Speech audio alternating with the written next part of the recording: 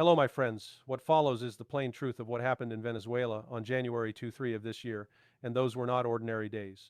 Over Venezuela, there hung the shadow of a real U.S. strike, an American strike that was not coordinated, not negotiated, not agreed with Venezuela or with any Venezuelan authority.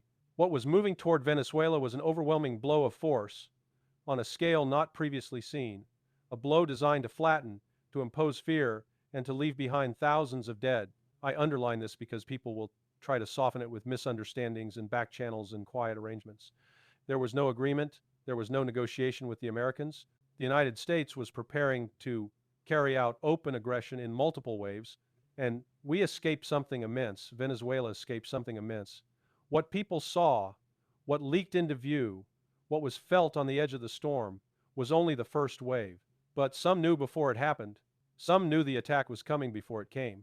Chinese intelligence services detected information indicating the attack against Venezuela was imminent. Chinese satellites saw what was building. Maduro was informed by the Chinese, and therefore Maduro also knew. He knew he was facing an enemy with colossal military power capable of launching successive waves of strikes that would have turned cities into ruins and turned human lives into statistics. At that moment, the question was not how to defeat the Americans. That was impossible. The real question was, how do you avoid a massacre? How do you prevent Venezuela from being reduced to ashes? Maduro's decision was tragic, and it was conscious, not to resist for the sake of dying while killing, but to sacrifice himself to save his people. It was not about winning a battle. It was about stopping a war before it became an extermination campaign. Maduro assumed correctly, under the circumstances, that his capture could end the aggression quickly, prevent a prolonged conflict, and slow the hemorrhaging of blood. There are moral, military, and political questions that do not have immediate answers. Who could be warned? Who could not be saved?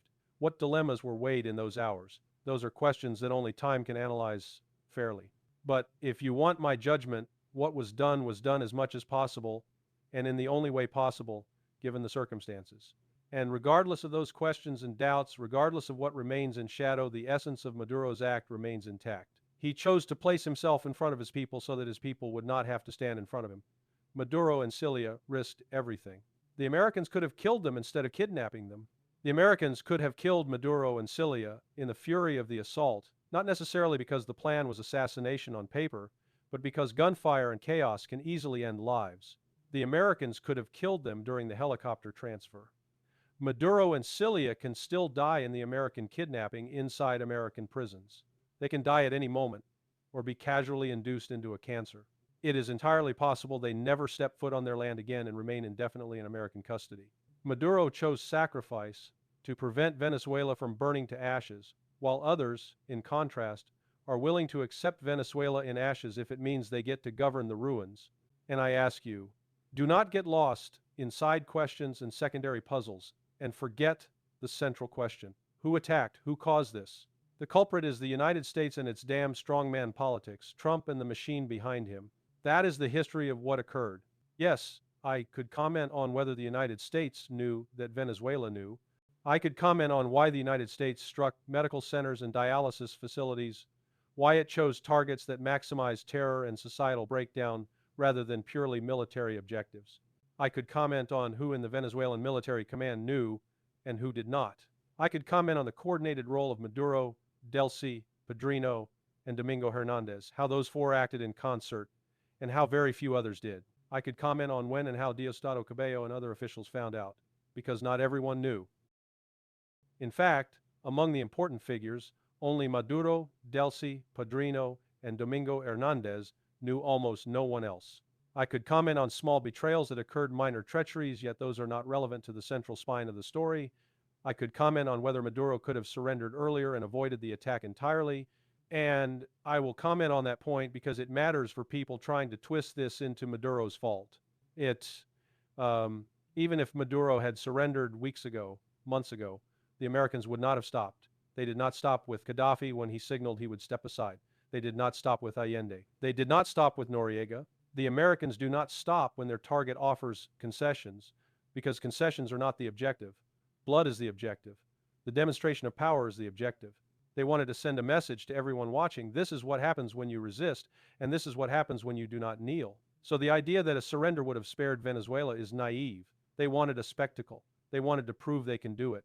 They wanted an example for the entire world. On the other hand, resistance, allowing Venezuela to be massacred so that the Americans could install a puppet or so that the country would become ungovernable, was also not an option. I understand this may be difficult for some to appreciate in the comfort of distant commentary, but the harsh calculus was real. I could explain every detail, every fact, every piece of information that leads to this conclusion. And I know that when Maduro is freed, if he is freed, he will see it and know that some of us trusted him, and will trust him until the end. This is reality.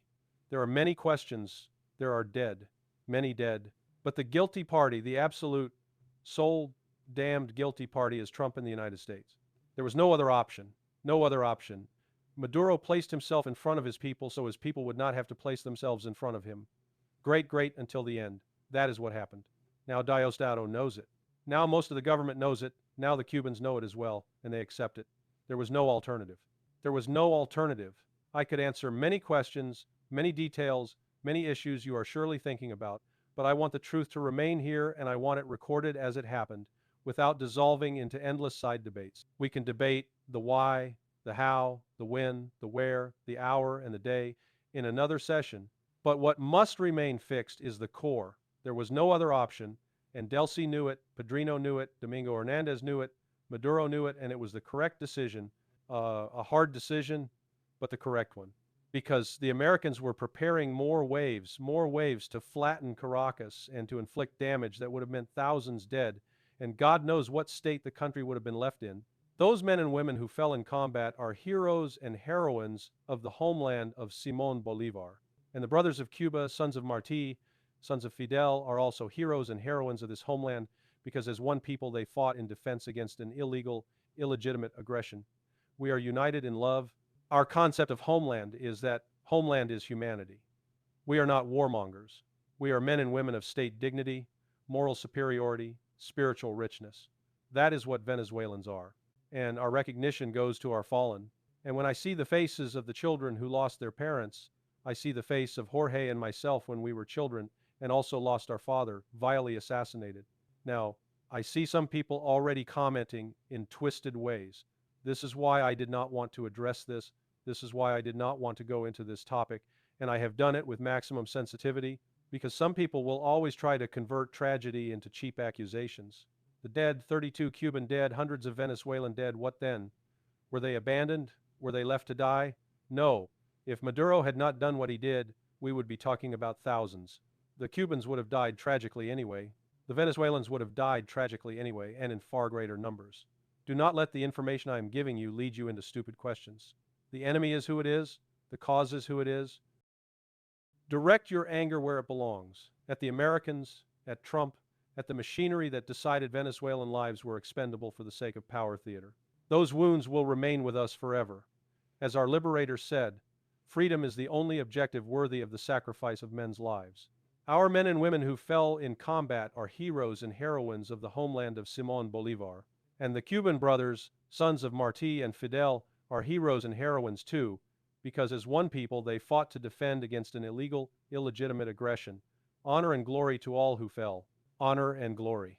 A great number of lives were saved, and Maduro did the right thing. You ask details, you ask questions that would take a long time to address, and this is not the moment. Here is the truth of what occurred. Maduro was conscious of it. Delcy was conscious of it. The military leadership was conscious of it. All accepted it. All understood what was coming, and it was a joint decision. There was no grand betrayal at the core. Some minor figure may have sold out. There are always petty opportunists, but that is not the point. That is not the trunk of the story of January 3. Do not be distracted by side gossip about some low-ranking soldier. It doesn't change the central spine. I could go deeper. I could extend this. I could add more. But I want the story left here told. Later we can return and debate the rest. For now, what matters is that when Maduro is freed, if he is freed, he knows this, that here we understand he had no alternative, and what he did was correct. He could already be dead. He could die at any moment. And he did not put anyone in front of him. He prevented many deaths, many dead children.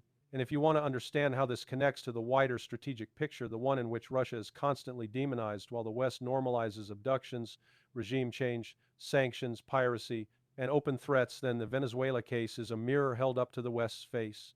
They demand international law for everyone else and then brag about kidnapping leaders.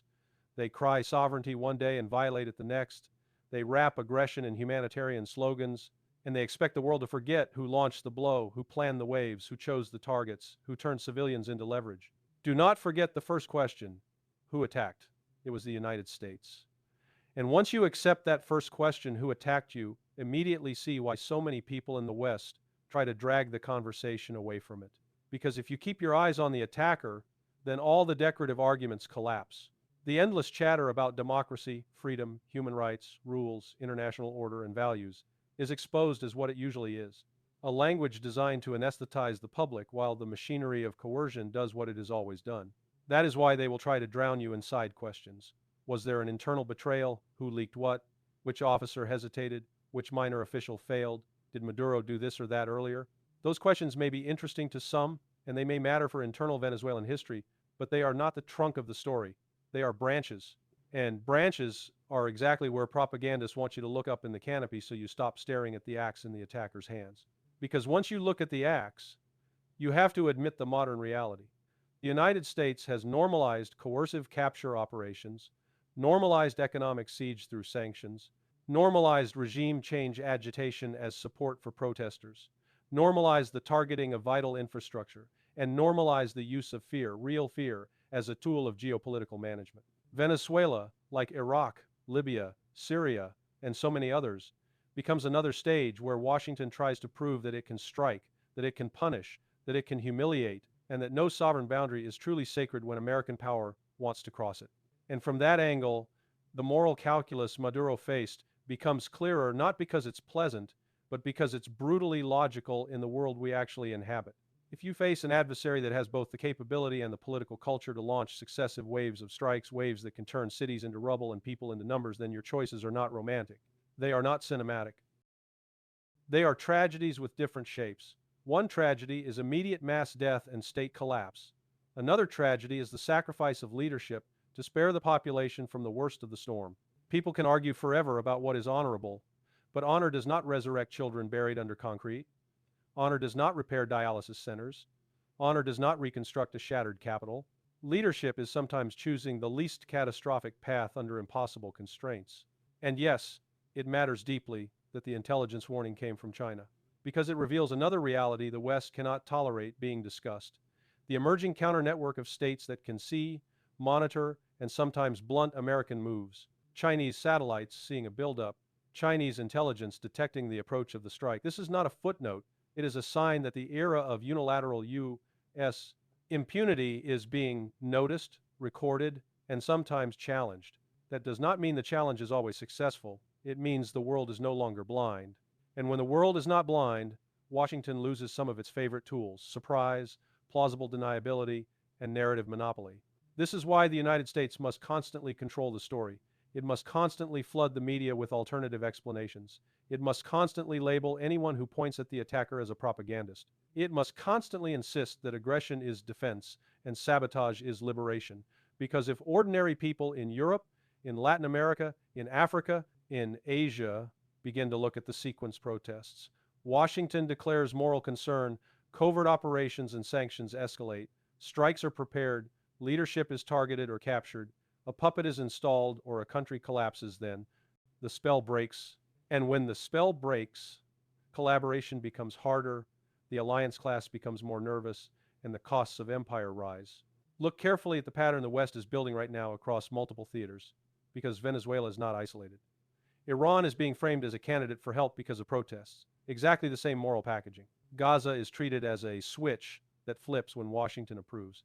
Syria is being rebranded while the same actors who once wore extremist labels are laundered into suits and photo ops.